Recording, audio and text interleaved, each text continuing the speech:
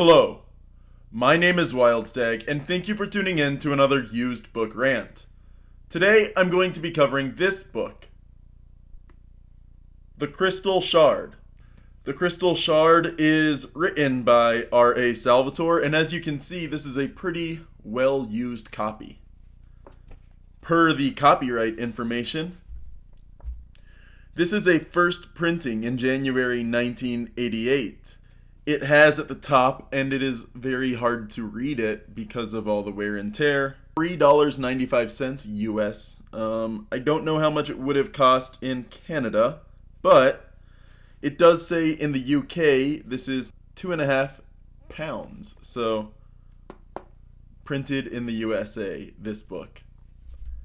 Similar to the last book by R.A. Salvatore, as I described, it says from the publishers of the Dragonlance saga at the top of the book, because at the time in the 80s, the far more popular fantasy series tied to D&D and TSR's publishing side was Dragonlance Saga. So they were the juggernauts in the books at the time, and so that is what they reference at the top of the book. This also says, The Crystal Shard is second in a series of novels based on the Forgotten Realms fantasy setting. Now, the older book is Darkwalker on Moonshae. I have never seen that one. I've never read it. But this is the second in this campaign setting. So, now a couple things I should note.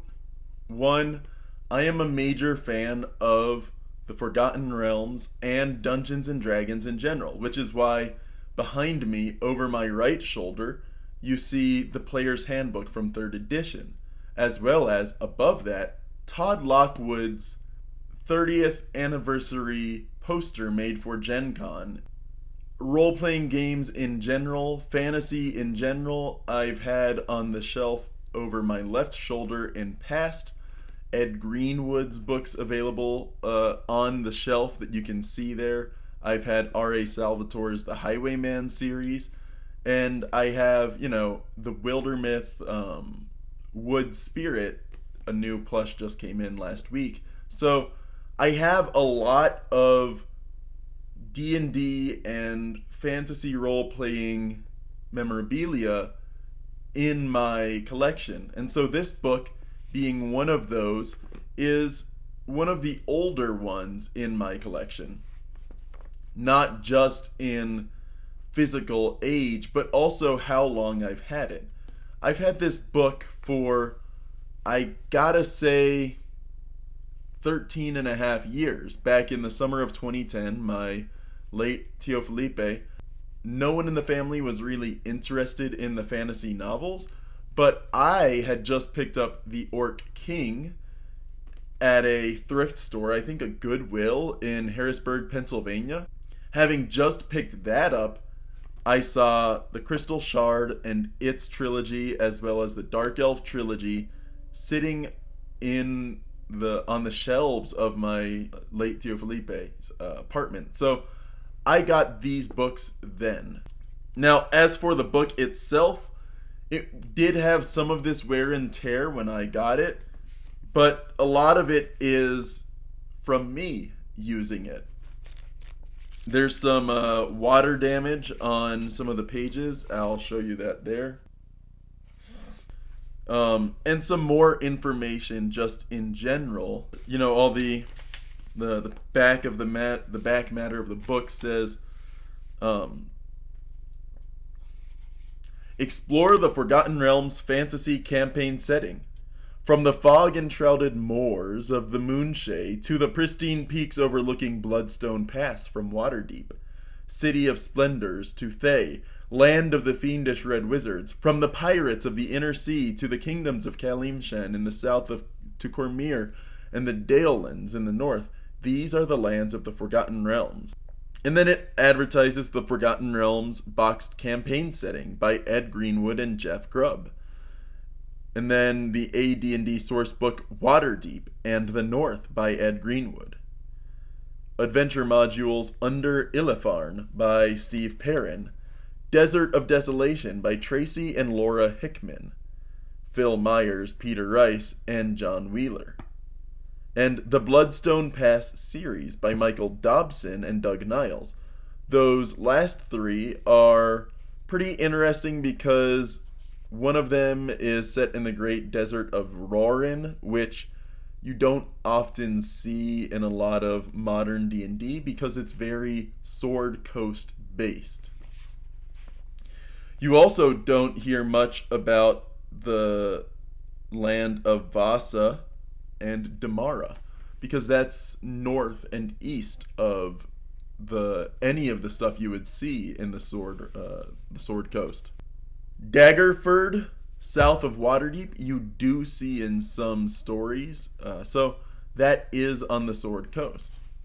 It's pretty interesting, though. This is kind of a time capsule to look back and read some of the early part of the Forgotten Realms campaign setting, which took off in popularity and was eventually eclipsing Oerth and Greyhawk content, though ostensibly the default setting for 3rd edition was Greyhawk and Oerth. The campaign setting that really captured people's minds was the Forgotten Realms. And for the most part, the default campaign setting that most modules were written for in 4th edition, that was the Nentir Vale and the Points of Light campaign setting. But secondary, once again, was the Forgotten Realms campaign setting, which is why by the time of the 5th edition, that is the primary setting in D&D. Now, this book is more interesting for broader reasons. The book content is very strange, I guess I should say. Now, on the cover, you can see, and this is already one of the major things that you'll see in modern D&D discourse and discussion, but there's 3 characters: Brainor Battlehammer, Wolfgar, and Drizzt Do'Urden. Drizzt Do'Urden's the one kneeling on the ground. He's the one in the green hood. And pretty quickly you see in his face, it is almost brown toned. He looks kind of black in a way, which isn't necessarily the way he's supposed to be portrayed, because he's portrayed in tones more akin to real world black African kind of skin tones. But the way drow are described in D&D is pitch black. And I was reading this series the other day, Dungeon Meshi, also known as Delicious in Dungeon. And near the end of that series, you see dark elves, and in that setting, they are actually just pitch black, the ink black. But they have white hair, and basically all of their features on their face have a white outline, which, for the style of art of that manga, it works. But in the style of art that would be seen in a cover such as this, the pitch black skin is really hard to portray facial features on. And in manga it works because noses aren't prominent and lips aren't really noticeable unless teeth are showing, and so all you really need to show are the ears and the eyes. But in this, the only part of his face that you see underneath the hood is this part: his chin, mouth, nose, eyes. You don't see his ears. Now, another major portion of this is that you also see an older style artwork for Brainor Battlehammer. His horned helmet doesn't look like the stereotypical, Viking helmet you see in modern art. Instead, it has a horn here, it has a horn here, it has a horn on the side as well. So there's 4 horns visible in this artwork. And lastly, you see Wolfgar, who is a adoptive son to some degree of Braenor Battlehammer, who is this dwarf king that does not have kids of his own. And the hammer you see is very big relative to historic warhammers, but it's very small relative to what you see in modern art, which is these giant hammers, akin to Thor's hammer in Marvel, just a giant slab of metal. Even if you could pick it up with brute strength, you wouldn't really be able to. That big piece of metal would be very unwieldy. But Thor's hammer is archetypal. And so in a lot of modern art, modern fantasy art, those hammers are gigantic. But in this one on the cover, the hammer is pretty reasonably sized relative to that. And then also you see in the bottom right corner of the art, you'll see that Braenor's axe has a lot of notches in it. More than would be sustainable for an axe of that size. It would have broken by now. But it serves to emphasize a portion of the character, which is to say, Braenor really, really loves his axe, and Salvatore really likes describing, oh, I got this notch doing this thing, I got this notch killing this Verbeeg, so on and so forth. Each notch is a scar. And a lot of guys will sit down and have those stories. Oh, I got this scar from falling off the bike, or I can pop my tooth out because I've really only known guys to talk that way, but in general, a lot of adventurous people tend to talk about that. Rough and tumble sorts of people, men and women, non-binary, whatever you are, if you've got those scars, there's a story there. And the notches on his axe are part of that story. Now, there's rumors, and I don't know this for certain, but everything I've seen online seems to indicate that Salvatore wanted his lead character in this trilogy to be Wolfgar, which is why he kind of has a major arc, whereas Drizzt Do'Urden in this book is there as a guide and as a mentor. He's, in a way, a narrative perspective, but the person who does the great things is Wolfgar. And that follows in the next couple books in this trilogy. Wolfgar and Drizzt basically share narrative weight, but the duels and fights that Drizzt gets into are often more spectacularly written, and that attention to detail probably is what caused Drizzt Do'Urden to kind of take off in popularity. Wolfgar in this book kills a white dragon and uses its hoard to pay all of the clans of the barbarians in Icewind Dale to fight for him. He has this big narrative moment fighting the chief of his own clan so that he can have that authority within his culture. So there's all these different portions to the book that Wolfgar's the one driving the plot. And then those reinforcements in this great battle, the evil wizard, Akar Kessel, is leading these armies under his command. And at the last moment, when the people of Icewind Dale think they're really going to fall, the human barbarians show up, which just 8 years prior had tried to eliminate them and were stopped because of Drizzt Do'Urden's scouting. And so now Drizzt Do'Urden is helping Wolfgar, and Wolfgar is uniting all of these barbarians to help the people of 10 Towns, Icewind Dale, and his arrival on the battlefield is glorious, and it's a very important part of the story. But Drizzt Do'Urden is the one that defeats a Carkessel. He's the one that defeats the leader.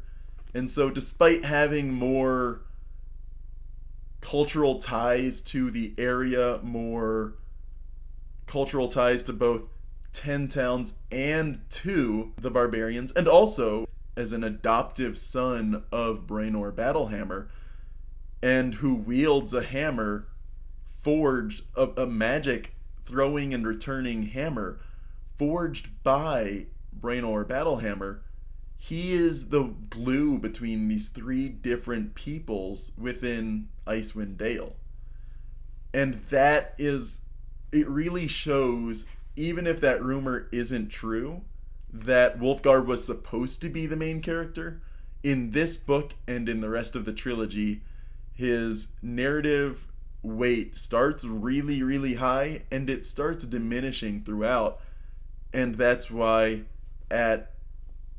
in the 80s, in 88 you get the Crystal Shard, in 89 you get Streams of Silver, in 1990 you get the Halfling's Gem, and then just 8 months later you get 2 books about Drizzt Do'Urden, and you don't get any about Wulfgar. You get Homeland, you get Exile in September and December, respectively, and then Sojourn in May of 1991. So those characters, the ones that really matter, aren't necessarily the ones that the audience is going to attach themselves to, or that the author is going to attach themselves to. So Drizzt Do'Urden starts becoming the main character of this series, and that's really interesting to me. I know I spoiled a lot of the plot of the book, but it's more to discuss the importance of the characters within the story. And I'm sorry if you didn't want to be spoiled, but there's a lot that goes on in this book I didn't cover, and I think just knowing the destination, you're going to love the journey to get to those destinations. And so you're going to want to read this if you can. You're not going to find it for $4, but wow, that takes you back and makes you realize how cheap some of these books were, these mass market paperback fantasy novels were back in the late 80s. Nowadays, you get $20 or far more for really not much more in word count or in page count or in really anything else. It's, the quality hasn't improved so much more. But $4, I got this for free. But if you find this on your used bookstore's fantasy shelves, I'd consider buying it. And if you are a fan of the Forgotten Realms in general, you are going to find this on most bookstores' fantasy shelves, new bookstores I mean. So I'd recommend checking this out as well, looking into your Barnes & Noble, Borders, if that's still a thing, Books A Million, whatever your local bookstore is, they're probably going to have this. So if you really want it, buy it new, but I would recommend looking for a used bookstore, and you're very likely to find it there. Anyway, my name is Wildstag, and thank you for tuning in to another used book rant.